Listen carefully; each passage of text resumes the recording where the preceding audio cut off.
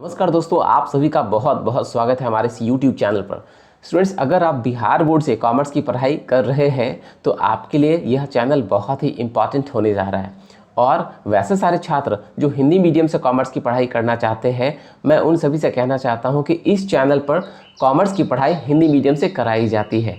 आज का video class 11th के स्टूडेंट्स के लिए बहुत इंपॉर्टेंट होने जा रहा है, क्योंकि आज के इस वीडियो में मैं बिहार बोर्ड कॉमर्स के क्लास 11th के अकाउंटेंसी पेपर का कंप्लीट सिलेबस बताने जा रहा हूं।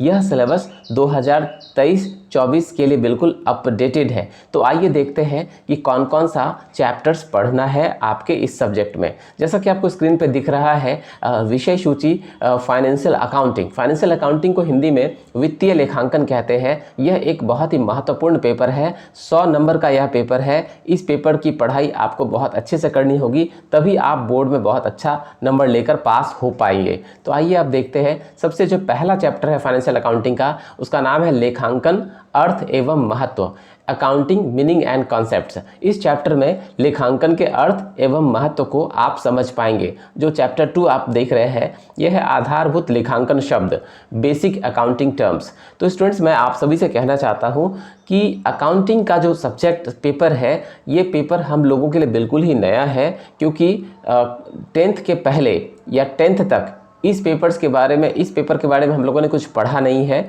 तो इसलिए इस विषय को समझने के लिए इससे संबंधित जितने भी महत्वपूर्ण शब्द हैं, इम्पॉर्टेंट टर्म्स हैं, उन्हें समझना ज़रूरी है, क्योंकि जब तक उन शब्दों का अर्थ हम लोग नहीं समझेंगे, इस विषय को ठीक से हम लोग समझ नहीं पाएंगे। आगे की बात करें, चैप्टर 3 लेखांकन सिद्धांत एवं मान्यताएं, अकाउंटिंग प्रिंसिपल्स एंड कॉन्सेप्ट्स। तो स्टूडेंट्स, अकाउंटिंग अगर आप पढ़ रहे हैं तो प्रॉपर तरीके से अकाउंटिंग को समझने के लिए या अकाउंटिंग करने के लिए अकाउंटिंग के जितने भी प्रिंसिपल्स हैं या कॉन्सेप्ट्स हैं या कन्वेंशंस हैं, मतलब ये जितने भी सिद्धांत हैं, मान्यताएं हैं, परंपराएं हैं, अवधारणाएं हैं, उसकी समझ होना ज़रूरी है। तो इस चैप्टर के माध्यम से आप लेखांकन सिद्धांत एवं अवधारणाओं को समझ पाएंगे। आगे की बात करें, जो चैप्टर 4 है लेखांकन प्रमाप एवं मान्यताएं, अकाउंटिंग स्टैंडर्ड्स की जानकारी आपको इस चैप्टर में मिलेगी। आप चैप्टर 5 देख रहे हैं, अंतर्राष्ट्रीय वित्तीय रिपोर्टिंग प्रमाप, इंटरनेशनल फाइनेंशियल रिपोर्टिंग स्टैंडर्ड्स की जानकारी आप यहाँ से ले पाएंगे इस चैप्टर से। चैप्टर 6 की बात करें, लेखांकन प्रक्रिया एवं आधार। इस चैप्टर के द्वारा आप अकाउंटिंग बेसिस ऑफ अकाउंटिंग और अकाउंटिंग प्रोसेस को समझ पाएंगे। उसके बाद चैप्टर 7 की बात करें, लेखांकन मूल प्रलेख, अकाउंटिंग सोर्स डॉक्यूमेंट्स। तो अकाउंटिंग का जो काम है वो सोर्स डॉक्यूमेंट्स के आधार पर ही होता है। इस चैप्टर के द्वारा हम लोग समझ पाएंगे कि सोर्स डॉक्यूमेंट्स क्या होता है, कितने प्रकार के होते हैं, और सोर्स डॉक्यूमेंट्स के थ्रू अकाउंटिंग कैसे किया जाता है, और सोर्स डॉक्यूमेंट्स का क्या इंपॉर्टेंस है। ये सारी बात हम लोग इस चैप्टर से समझ पाएंगे। अब चैप्टर 8 की बात करें, लेखांकन समीकरण, अकाउंटिंग इक्वेशन। यह जो चैप्टर है बहुत ही महत्वपूर्ण है, क्योंकि यहीं से अकाउंटिंग का जो न्यूमेरिकल है वो स्टार्ट होता है। जितने भी मैथमेटिकल क्वेश्चंस हैं आपको यहीं इसी चैप्टर से स्टार्ट होते हुए दिखेंगे, और काफ़ी इंटरेस्टिंग चैप्टर है, और इसी पर पूरा का पूरा अकाउंट्स आधारित है। आगे की बात करें, चैप्टर 9 दोहरा लेखा प्रणाली, डबल एंट्री सिस्टम की जो थ्योरी है आपको इस चैप्टर पे पढ़ने का मौका मिलेगा।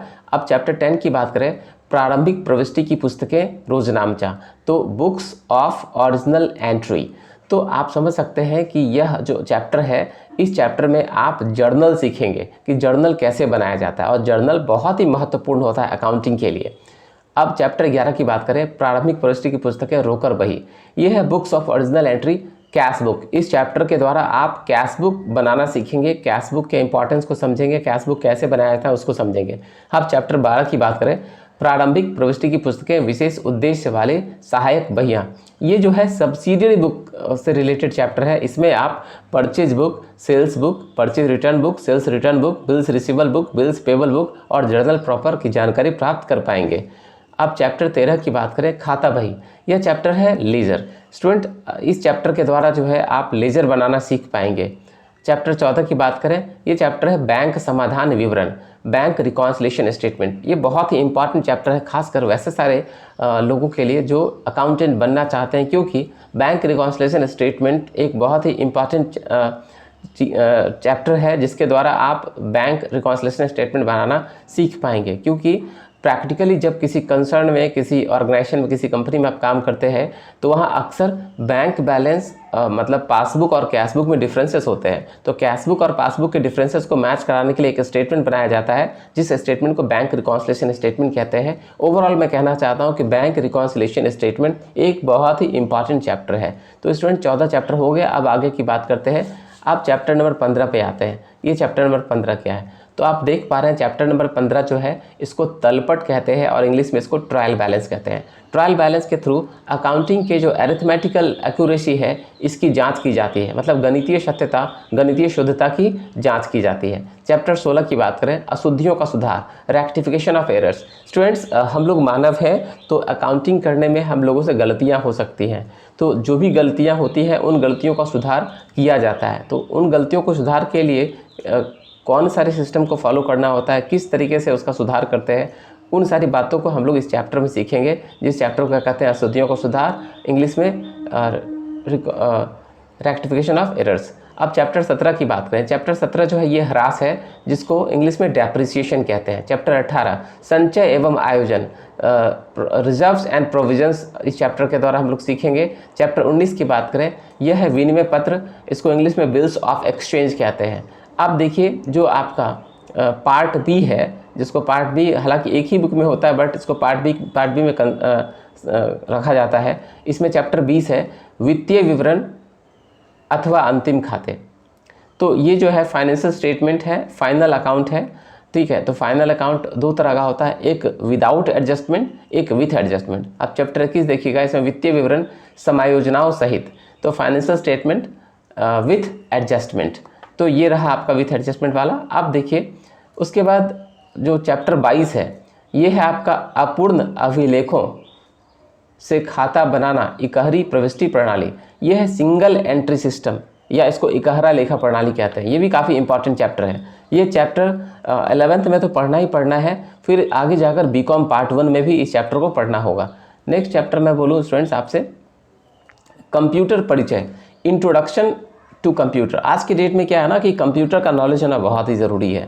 कंप्यूटर के नॉलेज के बिना आप अपने करियर को आगे नहीं बढ़ा सकते हैं। तो अगर आप अकाउंट के स्टूडेंट हैं तो आपको कंप्यूटर का नॉलेज भी होना चाहिए। इस चैप्टर के द्वारा कंप्यूटर के इंट्रोडक्शन को आप सीख सकते हैं। चैप्टर 24 की बात करें, लेखांकन एवं डेटाबेस प्रबंध प्रणाली, accounting and database management system, इस चैप्टर के द्वारा भी सीख सकते हैं। चैप्टर 26 की बात करें, लेखांकन में कंप्यूटर का अनुप्रयोग, application of computer in accounting. Accounting में जो है, अकाउंटिंग बहुत सारे कंप्यूटर के एप्लीकेशन है जिसके द्वारा अकाउंटिंग का काम किया जाता है। तो आप कंप्यूटर के द्वारा कैसे अकाउंटिंग कर सकते हैं, वो सारी चीज़ आप यहाँ से सीख सकते हैं। आप समझ सकते हैं कि ये सारा जो अभी मैंने आपको जितने भी चैप्टर्स बताए हैं ये आपका 2023-24 सत्र के लिए बहुत ही इंपॉर्टेंट है। स्टूडेंट्स, जो भी स्टूडेंट्स इस वीडियो को देख रहे हैं उन सभी से मैं कहना चाहता हूं कि अगर आप सभी को मेरा ये प्रयास अच्छा लग रहा हो तो प्लीज़ आप हमारे इस चैनल को सब्सक्राइब कीजिएगा, लाइक कीजिएगा, अधिक से अधिक लोगों तक शेयर कीजिएगा और बेल आइकन को ज़रूर प्रेस कीजिएगा ताकि आने वाले जितने भी अपकमिंग वीडियोज़ हैं उनके नोटिफिकेशंस आपको मिलती रहे और कोई भी इंपॉर्टेंट वीडियो आपसे नहीं छूटे। स्टूडेंट्स, मैं फिर से बता देना चाहता हूं कि इस चैनल पे कॉमर्स की पढ़ाई कराई जाती है पूरी तरीके से हिंदी में। अगर आप कंप्लीट सिलेबस की पढ़ाई करना चाहते हैं तो आप डिस्क्रिप्शन में जो मेरा नंबर दिया गया है वो मेरा व्हाट्सएप नंबर और कॉलिंग नंबर है। उस नंबर पर आप डायरेक्टली मेरे से कंसल्ट कर सकते हैं व्हाट्सएप के थ्रू और कॉल करके, और जान सकते हैं कि कॉमर्स की पढ़ाई हिंदी मीडियम में आप किस प्रकार कर पाएंगे। स्टूडेंट्स, इस वीडियो में इतना ही। आप सभी का बहुत बहुत धन्यवाद। जय माता दी, all the best, thank you very much.